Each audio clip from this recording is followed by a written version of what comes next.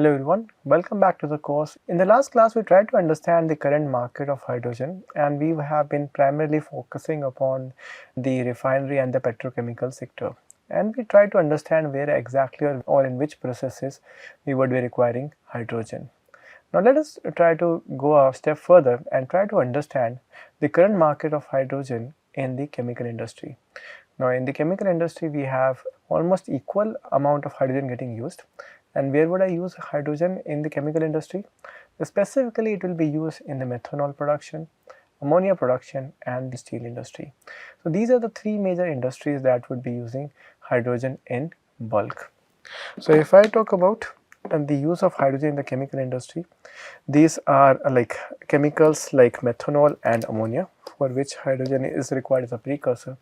And further, if you would have had a chance to go through the National Green Hydrogen Mission or the National Hydrogen Policy, you would see that in many of the cases it is seen like for the production of hydrogen and its derivatives.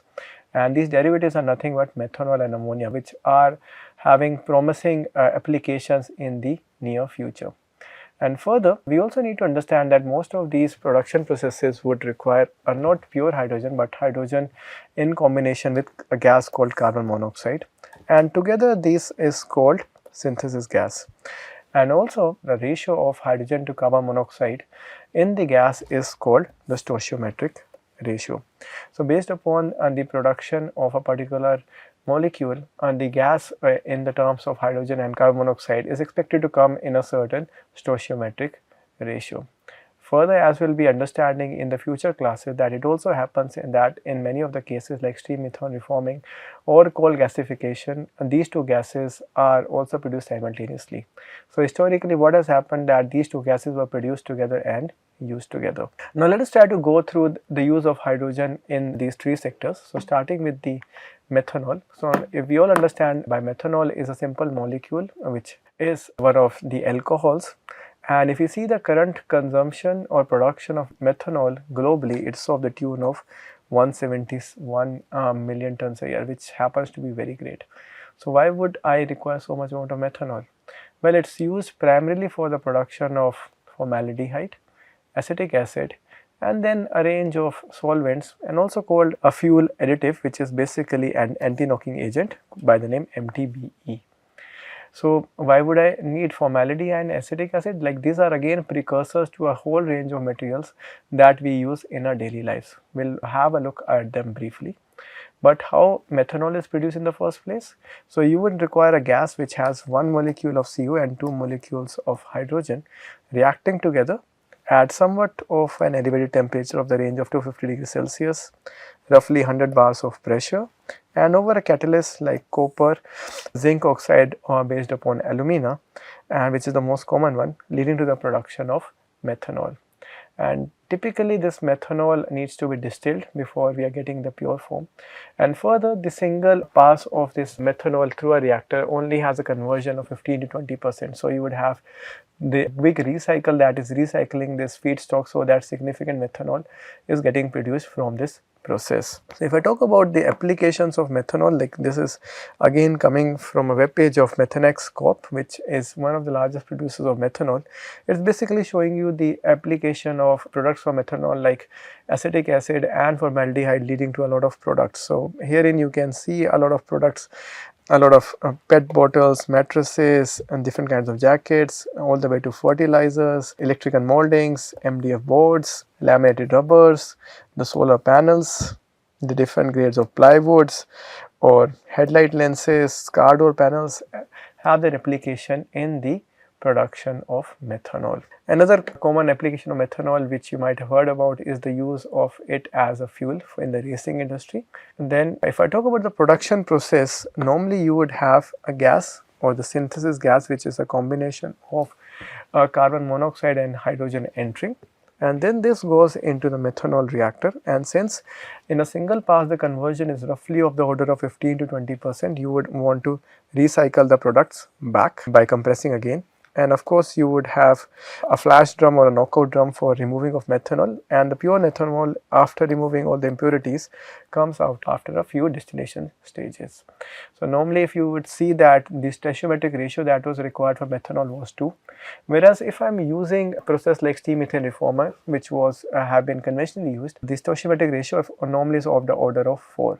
So you would have much more hydrogen than is required in this process. So what also happens in many of these plants, which are the old plants, they would have an off gas which happens to be rich in hydrogen, and normally they don't have any application of hydrogen in the nearby areas. So what they would do is they would downgrade this gas to fuel value and use it for some heating purposes. But normally it is envisioned that the stoichiometric ratio of the end process is somewhat similar to the production process, so that we don't lose any of the important gases like methanol. And if you would want to see the application of methanol in the hydrogen economy, this is basically coming at like methanol is one way of transporting hydrogen over long distances. Further, methanol can also act as a source of pure hydrogen for fuel cells and rocket fuels. And if I would have to produce, like if I just go with the oxidation of methanol, this produces hydrogen and carbon dioxide. And further, I can also react, or I go towards reforming of methanol producing carbon dioxide of hydrogen, and this can be separated with the help of a pressure swing adsorption unit downstream. Further, another application of methanol is coming in the form of fuel cell electrolyzers, which happen to have much less power requirement as compared to the conventional electrolyzers, and of course the byproducts remains hydrogen and carbon dioxide, which can be removed at different places. So if I would want to show you the application of methanol, again this is coming from a company called Methanex, which is one of the largest producers of methanol, and this basically shows you some of the leading application of methanol, like in the form of different household goods products that you would be using in constructions, clothing and textile, and then we also have automotive parts, solar panels, paints. So even in the renewable energy, like all the solar panels, they have a good use. And it's also becoming useful as an alternate energy product, and it is getting used for basically a lot of making energy efficient buildings. So the fabrics, the carpets and the clothings that you are using has methanol going as a precursor. If you are talking about the car, there are a lot of automotive components which are making use of methanol. And further, we are also seeing that because methanol has much more efficient combustion, this is also propagated as a cleaner fuel, leads to lesser emissions. Methanol is also actively looked as a fuel for the marine transportation, and it's seen as a major application for the upcoming hydrogen economy. Further, for small scale applications, methanol can be used. In China, they are using a lot of coal based methanol production and using this methanol in the boilers, and this is again a major application which is helping them bring down the emission that is coming from the coal industry. Another major chemical that is produced using hydrogen is ammonia. Now ammonia, we all understand, is a molecule which has a formula NH3, which has 1 atom of nitrogen and 3 atoms of hydrogen brought in together. And if I look at the current production of ammonia, it's more than 150 million tons a year, which happens to be great. And as many of you would have guessed it right, like why do I need ammonia? Ammonia is basically a precursor to many of the fertilizers like urea or ammonium nitrate, which we need necessarily for increasing the productivity of the fields. So if you remember, the green revolution that happened in the 1960s or the 70s basically was propelled by the use of this fertilizer, which helped in increasing the land productivity.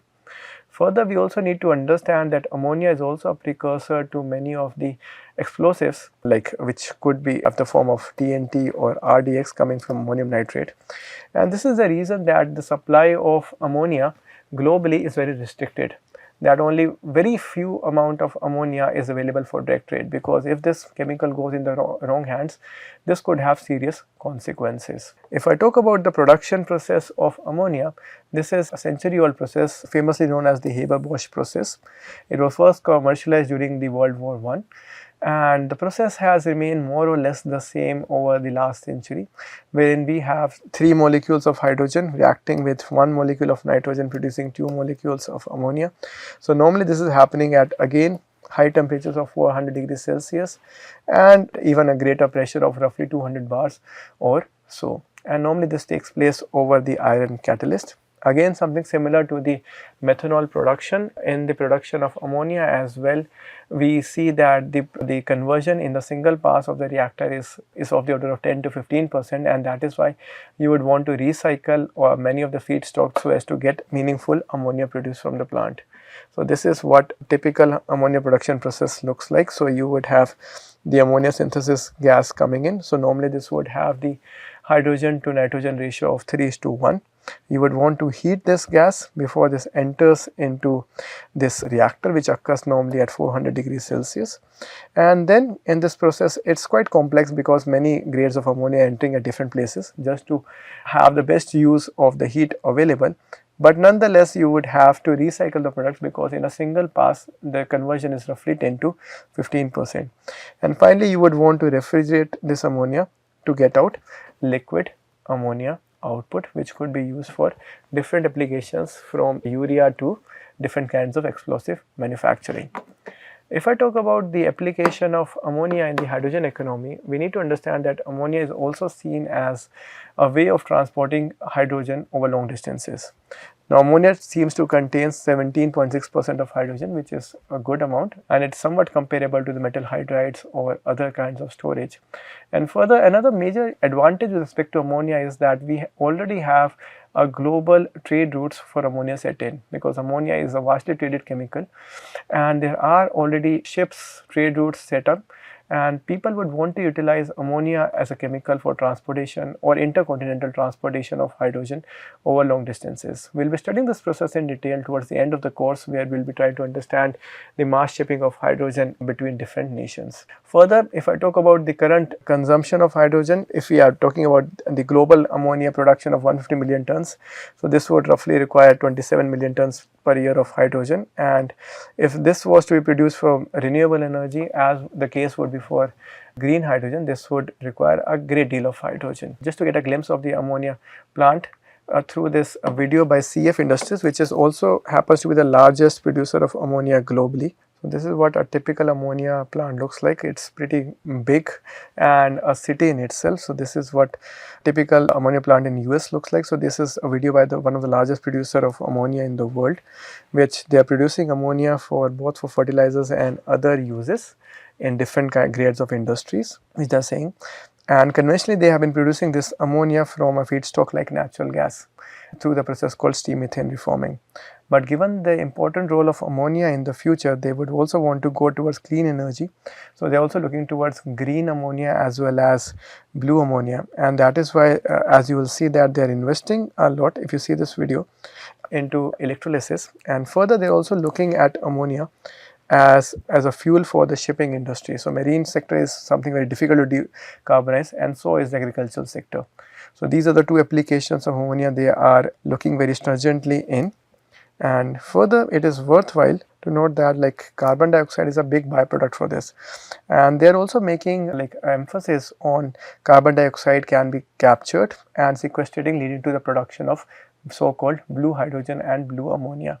And that is why they are also investing a lot into the production of blue hydrogen, where you are capturing all the CO2. Again, the aim remains use in the marine sector, upcoming sectors like use of ammonia as a fuel, as ammonia as a fuel as such has a lot of promise for the future. Then coming in, one of the last application of hydrogen would be in the iron and steel sector.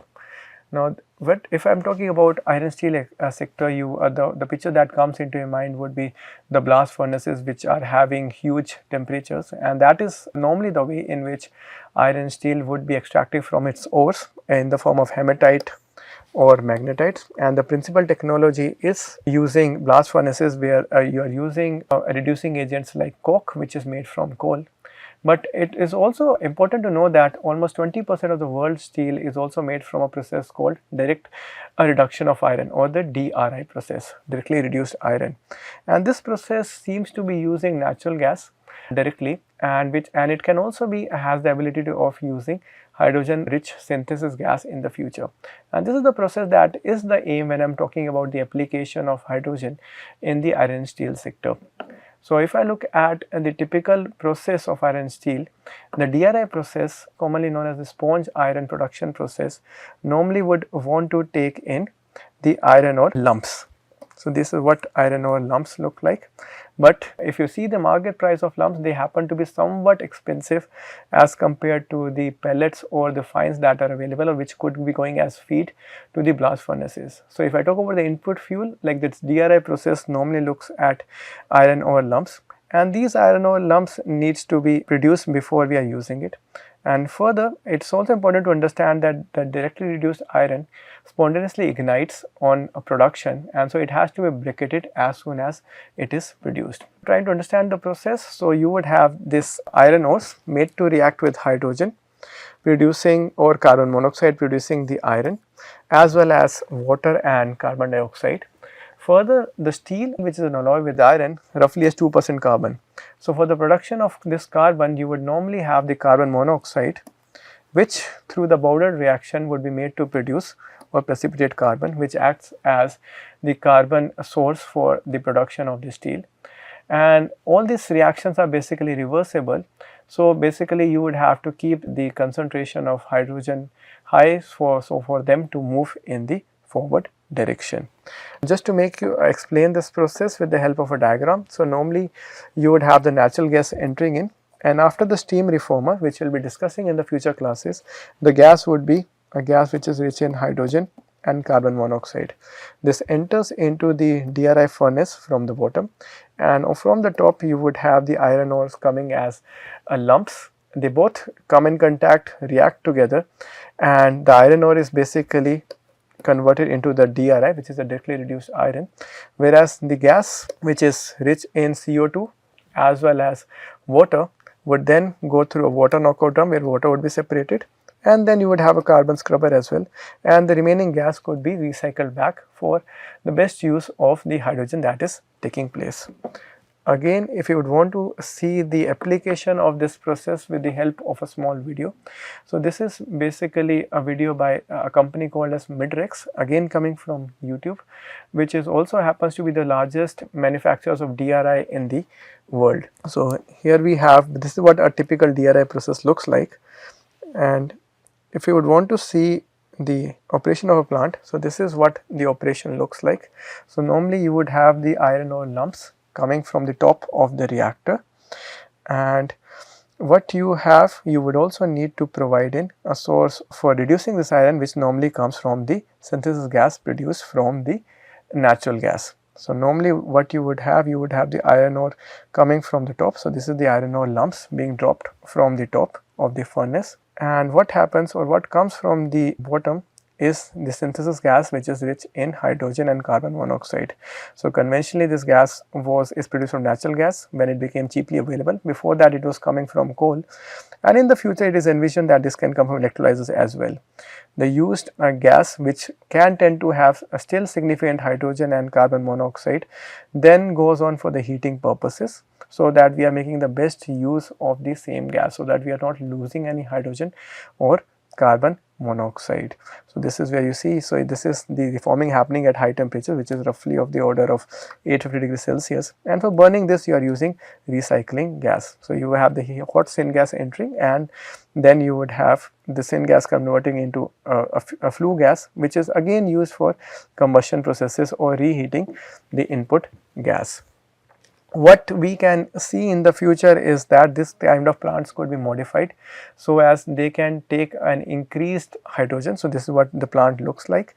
So we can have an increased degree of hydrogen coming in, and this can also take in, or can also be coupled with electrolyzers. Further, there are also processes that are being developed for using of iron ore fines, which are coming at slightly lower cost as compared to iron ore lumps, and this is one process called the FinMet process, where they are using the fluidized bed technology. So normally you would have the natural gas entering, and after steam reformer you would have the hydrogen and carbon monoxide, and the iron ore basically comes after drying. So you would dry the iron ore through a fluidized bed dryer, and then you would have a series of fluidized bed where the iron ore will be falling from the top in the form of fines, and what will be coming from the bottom would be the synthesis gas. So you would have these columns in series and leading to the production of DRI process, DRI, which then goes to the briquetting plant, because the DRI as such, when it is produced, it would catch fire quite readily and might not be such a good process. So if I talk about the role of DRI in the hydrogen economy, again this has a lot of potential, and if you go through the